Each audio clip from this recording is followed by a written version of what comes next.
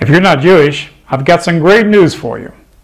The former chief Sephardic rabbi of Israel has just proclaimed that the only reason that you, as a non-Jew, exists on earth is to serve Jews. Another Jewish religious leader says it's moral for a Jew to murder you and steal your heart or liver if a Jew needs one. Now maybe you think I'm making all this up, but I tell you, Jewish extremist evil is too crazy for anybody to make it up. Now you probably haven't heard the rabbi's words yet. He's not on Fox News, CNN doesn't cover it, but it has been covered extensively in Israel, just not America. In the next few minutes, those of you not completely brainwashed by the controlled media will open your eyes to Jewish supremacism. In the next few moments, I will quote only from mainstream Jewish sources and prove every word that I speak here.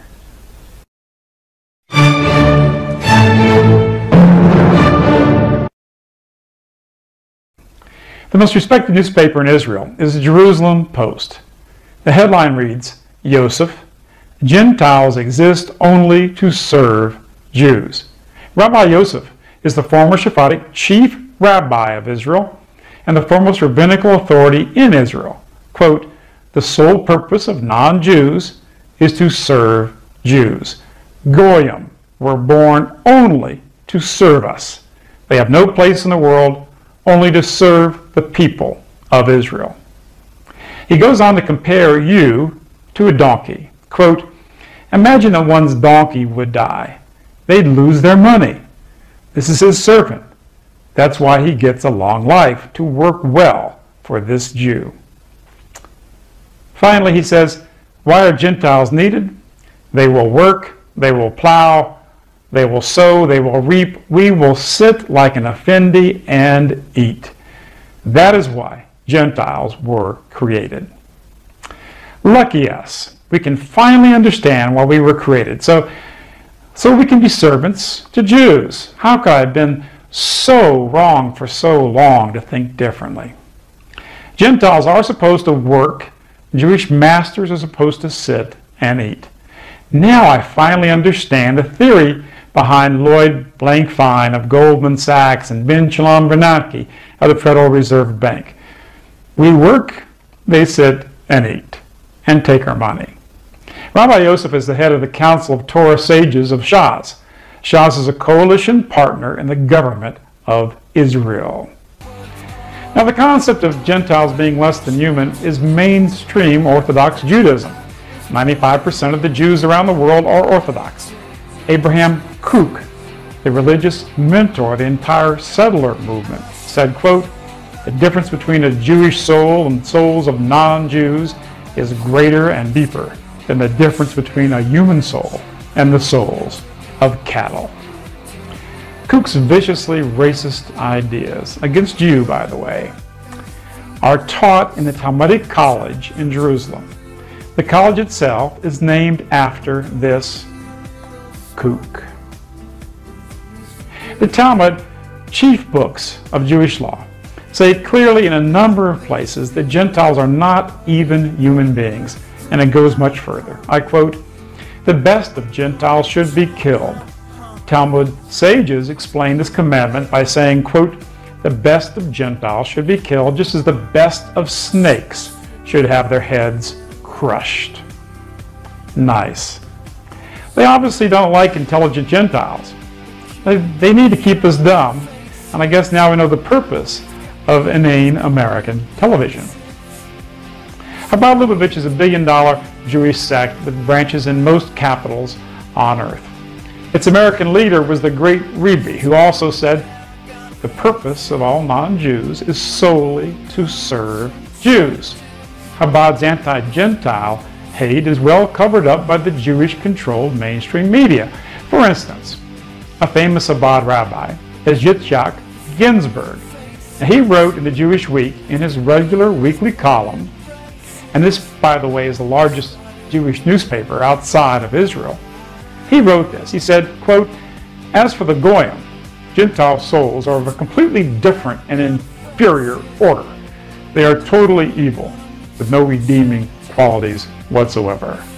He went on, if a Jew needs a liver, can you take the liver of an innocent non-Jew passing by to save him?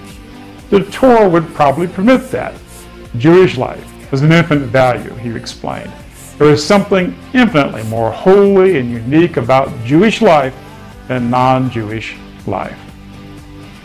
So Ginsburg says that it's a moral act by a Jew to kill you or your loved ones and steal your vital organs if a Jew might need one. Now this Jew needs to steal a heart, for obviously he doesn't have one himself. Chabad calls non-Jewish women shiksas. Shiksa literally means whore, and it calls Gentile girls shikselba, or little whores. Now can you imagine the outrage if Gentiles or any Christians call Jewish girls little Jewish whores? But they do this all the time, in the media in fact. Oh, sure, they're Jewish and you're a shiksa. Huh? It means non-Jewish woman. Jews can get away with anything. How does the mass media treat this Jewish supremacist hate organization? Well, the New York Times said Chabad Lubavitch represents, quote, the most enduring ideals of Judaism. For once, I agree with the New York Times. Chabad leaders are invited to the White House.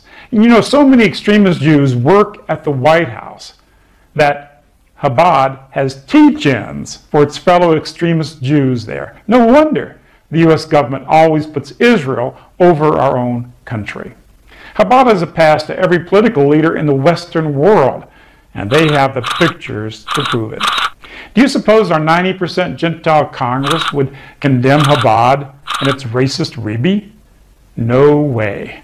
The Congress, in fact, unanimously gave the Rebbe its highest medal of honor. Every Gentile member of Congress voted to honor this freak who says that every Gentile and every Gentile congressman is totally evil, and every one of their wives and mothers, daughters is a whore. Now that's true slavery, when you vote to honor somebody who says your mother is a whore and who tells you that your sole purpose on earth is to serve we superior Jews. For those who think extremist Jews don't have dangerous power in media and politics, please somebody tell me, how did they get away with all this? This is all too crazy. It's too crazy for someone to make up. But you know what I've learned in my life? That when it comes to Jews, the unbelievable is often true. Of course, Rabbi Yosef is right. Most Gentiles do serve the Jews. We fight their wars in Iraq and Afghanistan, spill the blood of tens of thousands of our young men, and suffer terrible injuries and death to those nations. We spend a treasure of trillions of dollars in these wars for Israel. We support the criminal state of Israel with more of your tax money, even after Israel committed terrorism against us in the Lavon affair and the attack on the USS Liberty. Thank you for having the courage to watch this video. I believe that there is an honor in you that will not allow you to be a slave to anyone, much less to such an evil power as Zionism. I pray that you'll join the millions who now say, no more wars for Israel, no more Jewish media lies, no more Jewish banking frauds, no more working, sowing, and reaping for Jewish masters. Even some courageous Jews are joining the fight against Jewish extremism, and I salute them. You must be your own master. I believe you will help preserve freedom and diversity on this earth and oppose the tyranny of globalism. I believe that you will defend the right of the Palestinians and of all peoples to their own homelands, that we all have the right to preserve our own heritage and freedom. As Edmund Burke declared, all that is necessary for evil to triumph is for good men to do nothing. I'm proud to say I've done my part. I've given you my all. I've taken a lifelong stand with many years of tireless work. I've faced countless threats and even some physical attacks. I've endured vicious lies against me by the controlled media that go on every day. And more than once, I've even lost my freedom for a while. It is now time for you to do your part. I'm not asking you to give me back what I've given you. It would take you 45 years to do that. I just ask you to give wings to this truth, to send it soaring to all those whom you love. Let it light up the eyes of everyone who can still think for themselves in this world. Set yourself and set the truth free. The time has come. The world is awakening.